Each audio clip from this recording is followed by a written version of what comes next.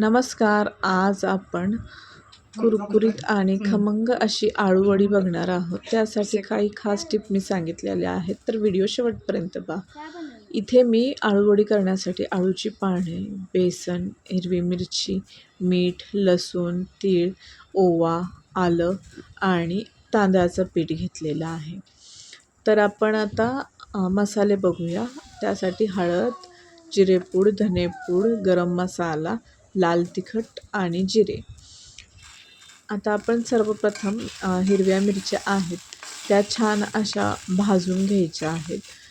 त्याने त्याचा कच्चापणा निघून जातो आणि वडीला चव छान येते.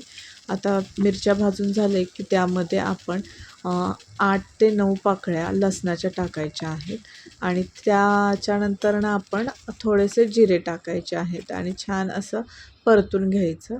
ते मिक्सरच्या भांड्यामध्ये बारीक करून घ्यायचं. तोपर्यंत आपण इथे एका चाळणीला तेल लावून घेऊया आणि एका भांड्यामध्ये एक मोठी वाटी बेसन घेतलेलं आहे. त्यासाठी मी 2 चमचे तांदळाचं पीठ, 1 चमचा जिरेपूड, 1 चमचा धनेपूड आणि अर्धा चमचा गरम मसाला, 1 चमचा लाल तिखट, 1 चमचा आपण हिरव्या मिरचीची जी पेस्ट केली होती ती आणि हळद 1 चमचा, थोडंसं हिंग, ओवा घालायचा आहे हातावरती बारीक करून, भरपूर असे तीळ घालायचे आहेत, चिरलेली कोथिंबीर घालायची आणि मीठ घालायचं चवीनुसार आणि व्यवस्थित असं हे मिक्स करायचं आहे. आपल्याला मिक्स केल्यानंतर ना त्याच्यामध्ये आपण थोडं थोडं पाणी घालून छान असं पीठ मळून घ्यायचं आहे.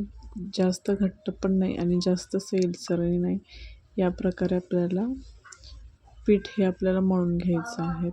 थोडंसं फेटून घ्यायचं आहे आपल्याला पीठ, त्याच्यामुळं पीठ हलकं होतं. अशा प्रकारे आपण आता हे पीठ व्यवस्थित असं फेटून घेणार आहोत. आता जर आपल्या चॅनलवरती कोणी नवीन असेल तर प्लीज चॅनलला सबस्क्राईब करा आणि लाईक करायला विसरू नका. अशा प्रकारे आपण हे फेटून घेतलेलं पीठ आहे ते आता आपल्याला पानांवरती लावायचं आहे. त्यासाठी पानांच्या अशा आपण शिरा काढून घ्यायच्या. सगळ्या पानांच्या शिरा काढून घ्यायच्या.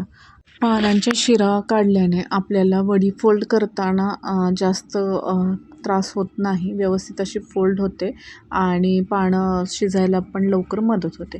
आता जे आपण पीठ हे भिजवलं होतं ते आपण पानावरती पसरून घेऊयात.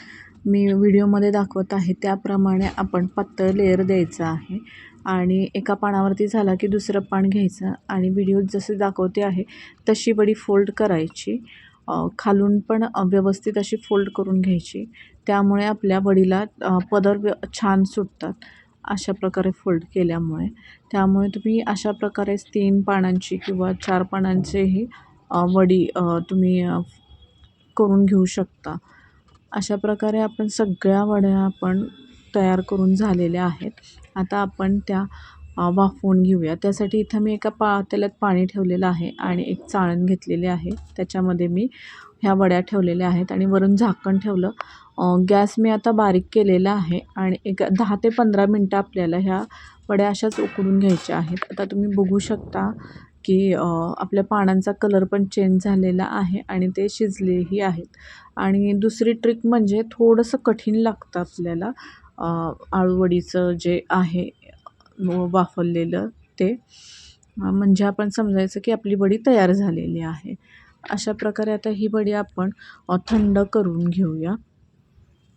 थंड करून झाली की आपण तिचे पातळ असे काप तयार करून घेऊया. बघतच असाल आपले छान असे वडीला पदर असे व्यवस्थित असे सुटलेले आहेत. आता एका कढईमध्ये तेल गरम केलं आणि त्याच्यामध्ये या वड्या सोडलेल्या आहेत आणि छान अशा सोनेरी लाल रंगावरती तळून घ्यायच्या आहेत.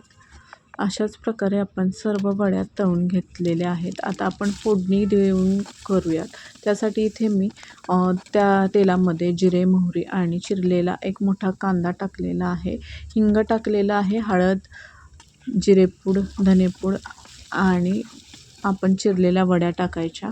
थोडंसं मीठ टाकायचं आहे. छान असे हलवायचे आणि एक वाफ आणून द्यायची आहे.